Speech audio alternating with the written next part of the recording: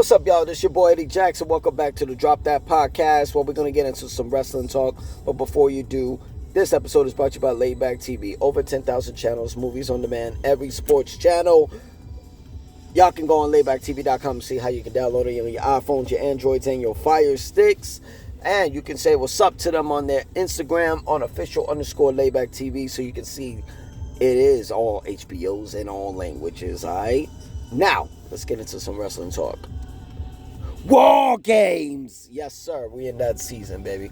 War Games is official. It's coming in the next couple of weeks.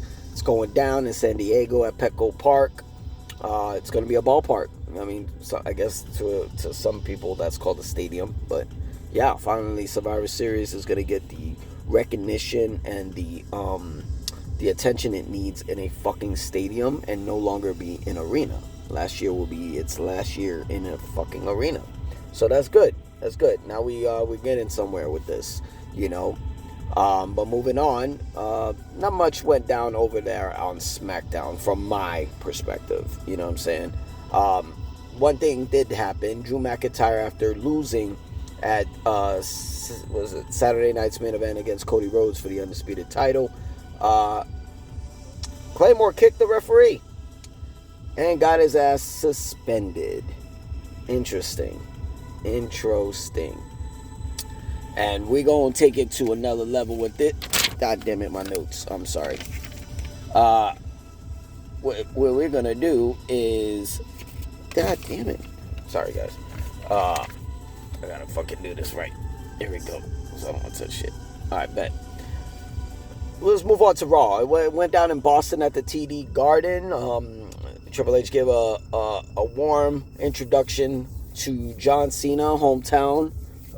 He's from West Newbury, but, you know, Massachusetts, same thing.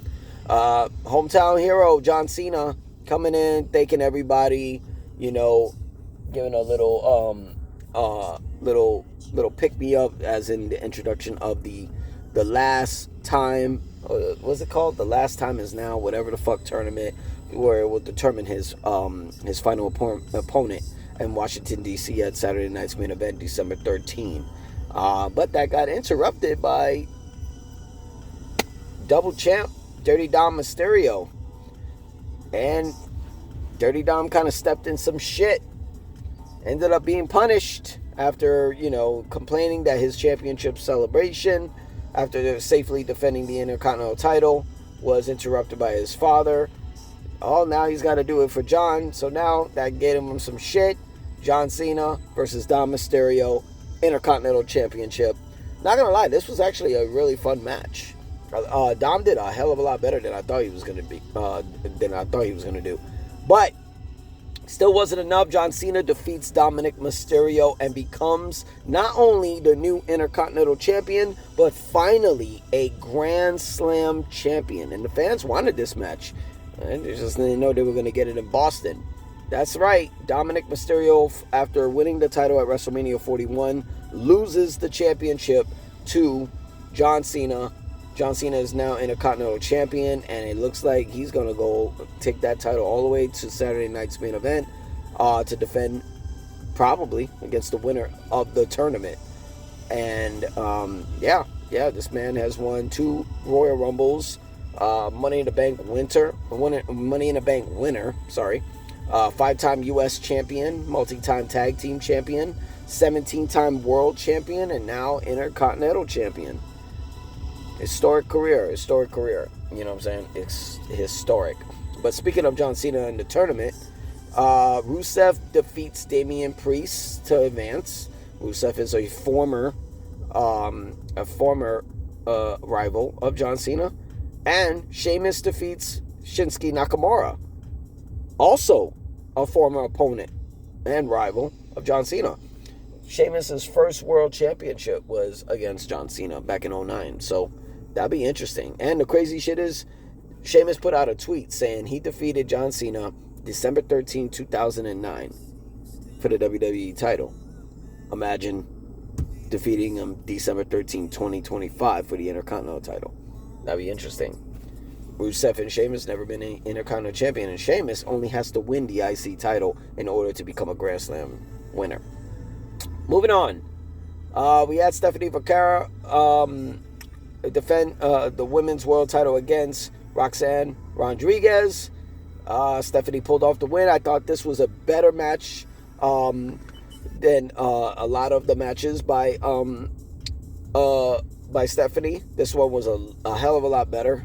More communication, but it didn't last long. Nikki Bella turns on Stephanie Vaquera, hits her with the world title.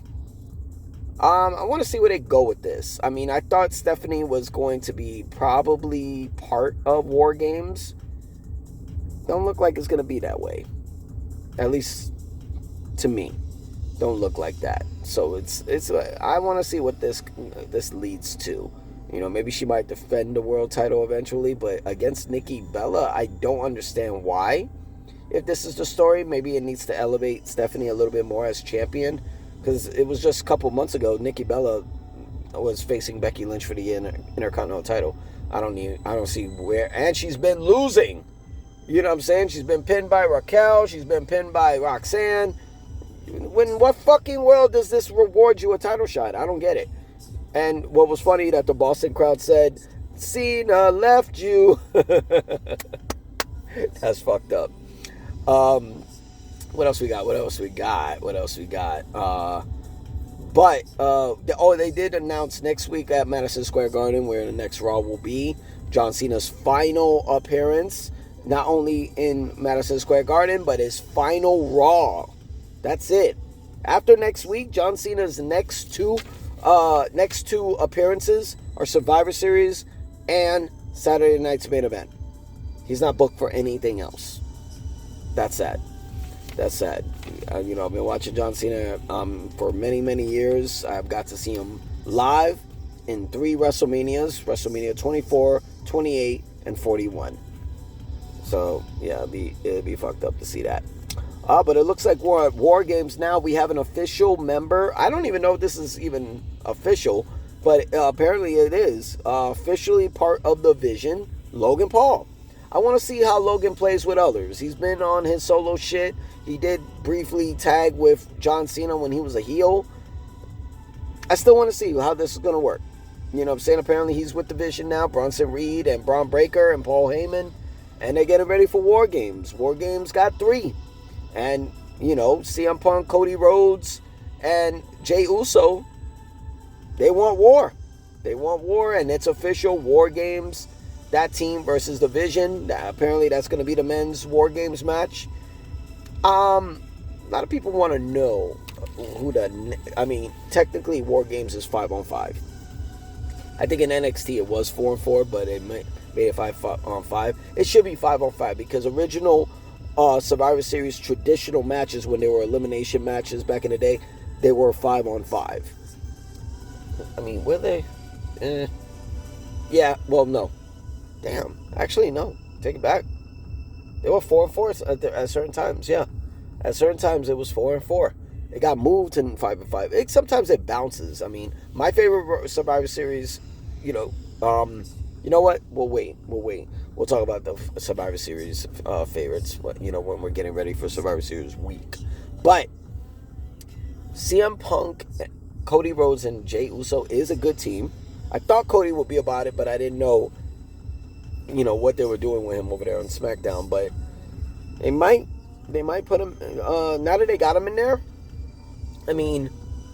Jimmy Uso is available.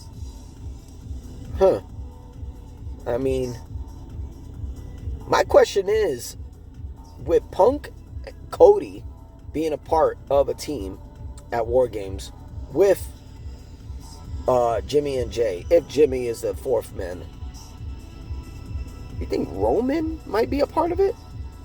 That'd be interesting to me. But we got Logan Paul, Braun Breaker, Bronson Reed. People say we might get Brock Lesnar. Why not? Imagine if the 5th man is Drew McIntyre. That will be fucking fire.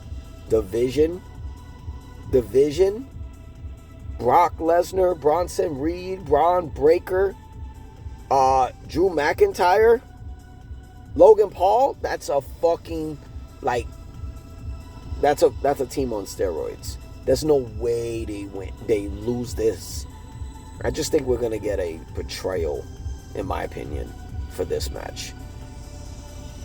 And I feel like it's going to be on the babyface side.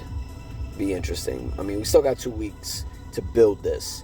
And Madison Square Garden, I feel like we're going to get a fucking sledgehammer of an announcement regarding War Games. Oh, and before we get out of here, Charlotte Flair and Alexa Bliss lose the tag team championship, the women's tag titles, to the Kabuki Warriors. I mean, it kind of seemed like they were going to move the titles to them. It makes it more interesting now. It keeps it more interesting with Kabuki Warriors doing their thing. But, you know, Lash Legend and Nia Jax come, and, you know, they cost them the titles. Looks like we're going to get a War Games with Kabuki Warriors, Lash Legend, Nia Jax. And it turns out the other team is going to be Charlotte Flair, Alexa Bliss, Io Sky, and Rhea Ripley. Yo, once again, we're going to get Rhea Ripley in a fucking mask protecting her face. I can't wait to see what kind of mask she has this time. Last time, it was fucking fire. You know what I'm saying?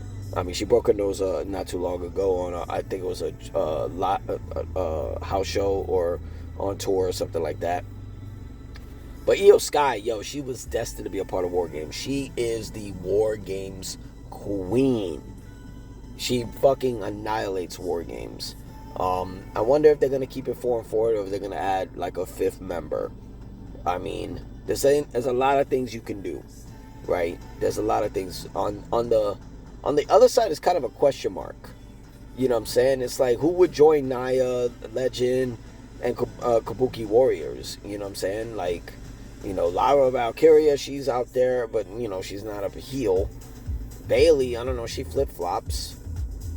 I don't know. Could be Becky Lynch, maybe, on Rhea's team. Hell, I'm still wondering where you're going to bring back AJ Lee. So it's kind of a question mark, but I like it. I love the fact that they got me fucking guessing. So we're going to see about that. But that's all we got for Wrestling Talk. I can't wait to see what we get down on Friday Night SmackDown, because we got Javon Evans taking on Gunther. That's been announced for next week. And Solo Sikoa has a surprise opponent for next week. Interesting. Solo Sikoa is going to have a surprise opponent for the tournament to face John Cena next week. Gunther, I mean, they've been pushing for Gunther to probably be the retirement match. Who knows? Solo, I mean, John Cena owes him one. I mean, for a couple years ago on Survivor Series. But this Friday, we're going to have The Miz taking on Jey Uso. And we got LA Knight with a surprise opponent.